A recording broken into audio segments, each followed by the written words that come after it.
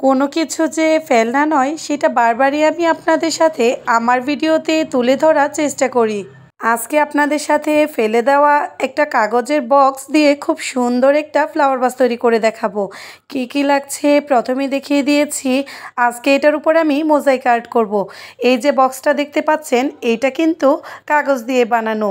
এটা একটা টি শার্টের বক্স ছিল, কিন্তু প্রথম ভেবেছিলাম এটা দিয়ে একটা ব্যাঙ বানাবো।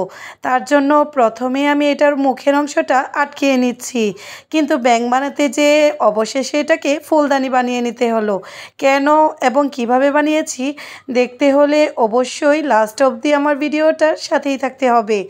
দেখতে পেরেছেন মুখের অংশটা আটকে নেওয়ার পর এখানে আমি স্কোয়ার সাইজের মিরর নিয়েছি, আর এখন ফেভিকলাটা দিয়ে এই মিররগুলোকে আমার পছন্দ অনুযায়ী ডিজাইনে সেট করে নিব। এগুলো আপনারা যে কোনোভাবে আরও ফাঁকা ফাঁকা করেও লাগাতে পারেন। আমি একটু ভারী কাজ করতে চেয়েছি। এখানে আমি 2-3টা ডিজাইনের মিরর ইউজ করেছি। আপনারা চাইলে একটা ডিজাইনও এখানে ইউজ করতে পারেন। আমি কিভাবে মিররগুলোকে লাগাচ্ছি একটু লক্ষ্য করলেই বুঝতে পারবেন। এখানে ফেভিকলাটা দিয়ে লাগাচ্ছি, কারণ এই আটাটা শুকাতে একটু সময় লাগলেও কিন্তু অনেক শক্তভাবে এই মিররগুলো সেট হয়ে যায়। এই তো সেমভাবে আমি নিচের দিকেও লাগিয়ে নিয়েছি। এখন মাঝের অংশটা এখানে একটু লম্বা সাইজের যে মিররগুলো আছে সেগুলো দিয়ে মোটামুটিভাবে কভার করে নিব। আপনারা যারা আমার ভিডিওগুলো দেখতে পছন্দ করেন, আমি সবসময় চেষ্টা করি হাতের কাছে থাকা পুরাতন জিনিস দিয়ে কিভাবে নতুন নতুন আইডিয়া আপনাদের সাথে শেয়ার করা যায়। এই তো দেখতেই পাচ্ছেন পুরোটার মধ্যে মিররগুলো সেট করা হয়ে গিয়েছে। আর এই তো এদিক দিয়ে আমি একটা গ্রিন কালার মোজাইক পেস্ট তৈরি করে নিয়েছি। আগে অনেকবার আপনাদের সাথে এই মোজাইক পেস্টটা কিভাবে তৈরি করতে হয় শেয়ার করেছি।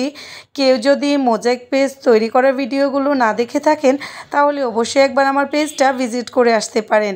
আমি খুব সহজেই মাত্র 3টা উপকরণ দিয়ে এই মোজাইক পেস্টটা কিভাবে তৈরি করি সেটাই দেখিয়েছি।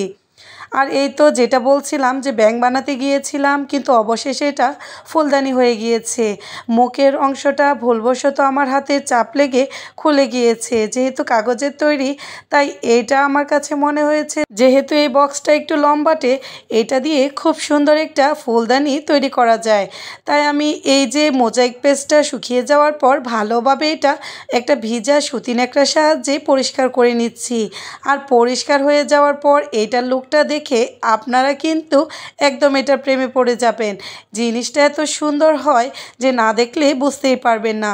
আমি উপরের অংশে আর নিচের অংশে এখানে সিলভার কালার করে নিয়েছি। কেমন লেগেছে সবাই জানাবেন, ভালো লাগলে ভিডিওটা শেয়ার করবেন।